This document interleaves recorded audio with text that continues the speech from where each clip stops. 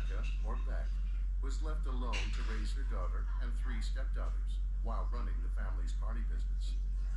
Now that the girls are grown and more or less on their own, Rebecca wonders what became of the plans and dreams of her youth. It's all about Rebecca's story and her coming to terms with her life and the relationships of the people who she loves that are in her life. So not only does she nurture and take care of everyone, but she also has to keep up this business. She has so much on her plate. She's trying to kind of find where she is in her life and her age. She kind of is the glue for the family. And this unique family needs a lot of glue. The daughters, known by their nicknames of Min Fu, Biddy, No-No, and Batch, are demanding much. We are very self-centered as friends, and so I don't know if anyone's going to have too much sympathy for us, but definitely with Beck, who is Mother Earth and who has given up herself fully to her family, and who deserves, something of her own. She's such a nice person, and I think that it's always those people who are so giving and loving and kind that you do sort of feel that you could take advantage of them in a way. And it happens to be this wonderfully goofy family that Ann Tyler's created. Ann Tyler is such a gifted writer because she's so perceptive about real people, about real families and real relationships. And she captures the funny, quirky side of life. She's just a lovely, lovely writer. It's such texture and kind of, great Americana, I think, in her books. She has a way of just painting such interesting people. But for all their eccentricities, there's a certain familiarity about these characters. Well, I think she understands that all families are exotic in their way.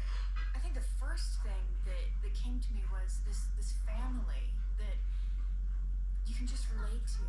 It's real and it's funny because families are really funny. We were just shooting today a big dinner table scene welcoming Will. I'm sure you've seen the women nursing a baby. Oh, yes, of course. Oh, not dinner table, but... Oh, boy. And there's just so much back and forth. It reminds me so much of my Thanksgiving dinners and stuff like that in my family. So much bickering and laughter. There's an everyday reality and a great kind of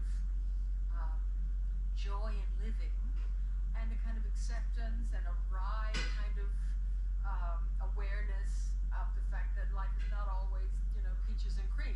It's really true that Ann Tyler paints pictures with these characters that are so quirky and sad and funny and angry, and everything that she does with character is just so real.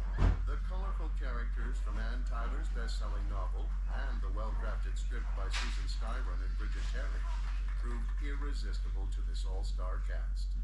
I was sure that we could get a great cast for this because the characters are so vivid and so alive and so fun. I liked it right from the beginning. When I read it, it's a fun role, fun script.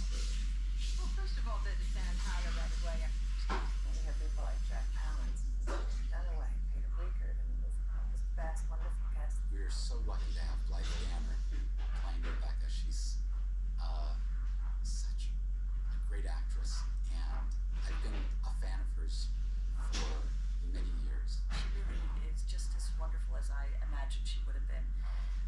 And as an actor,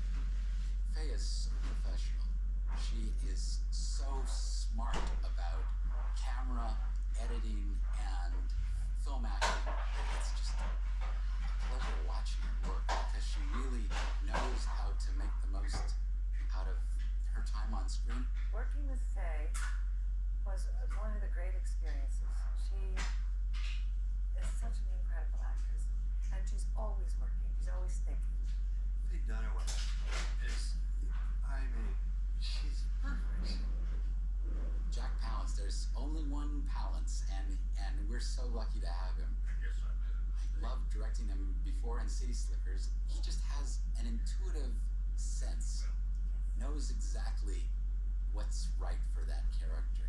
He's just fantastic. He just has such a core of strength and humor, and I love him. He's a role model to me as an actor. I mean, he's 84. I'm still doing it. At least I can take a day and really enjoy and smile to myself that I'm working with Jack Palance. I'm really pleased with it. Peter Riegert is such a warm man. In real life and on screen, he plays Rebecca's best friend, and I can't imagine anyone else being able to do it as well. I love Peter Riegert, and he's so great in this. He's such a real person. He's a rock in this piece. He just has a wonderful solidity and sensitivity and etherealness about it. Well, Peter Fonda was who I always saw when I read the script as Will. He has an eccentric side that just seems so right for Will, and he brought so much to the character. And Will is so stiff and formidable, and Peter's Fonda's doing such a great job at bringing him to life. So perfect for this character. He's bringing so much humor to this man. And he was so excited to play it because it was something different for him that he'd never done before. Will is basically has no romantic finesse at all. Doesn't get it. Didn't get it from the get-go.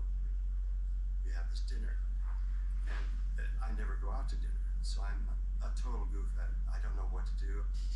You know, how about the award-winning swordfish? Swordfish.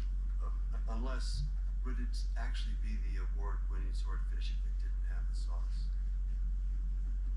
I don't get it. And this is my character. I love it.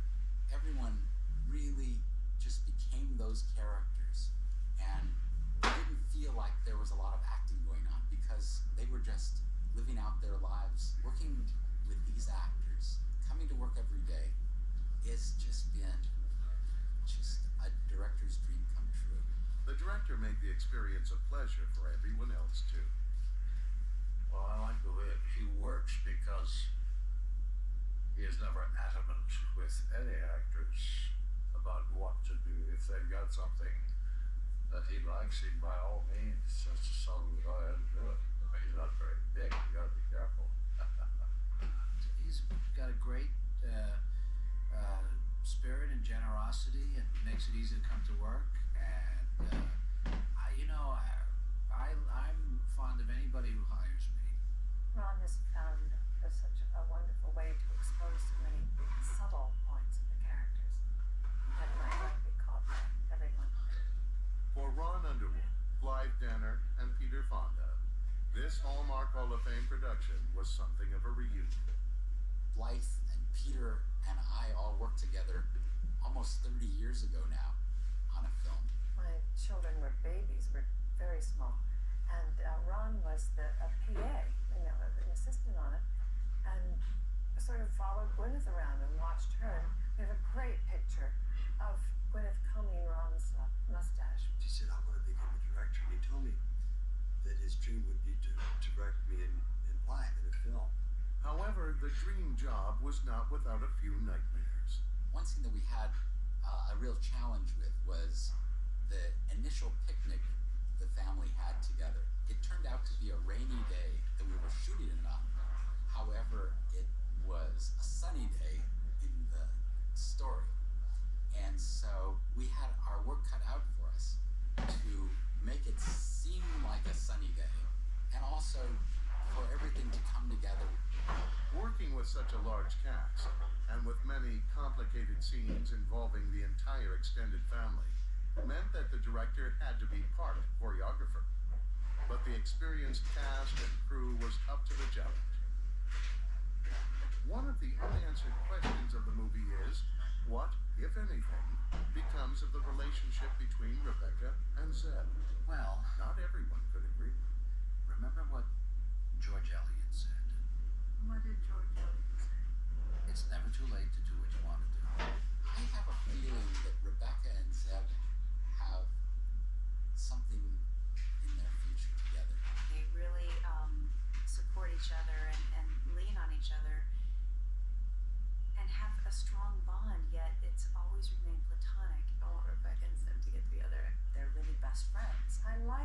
much that we don't hint terribly strongly what's going to happen. It's up to the audience to sort of surmise. And what else will the audience be able to take from the movie? It's easy for us to feel unappreciated or feel like somehow we got a life that we weren't intended to have. But I think that it's a really wonderful thing that our lives do mean something, that we're here for a reason. I really think that Rebecca comes to find that her life has been very worthwhile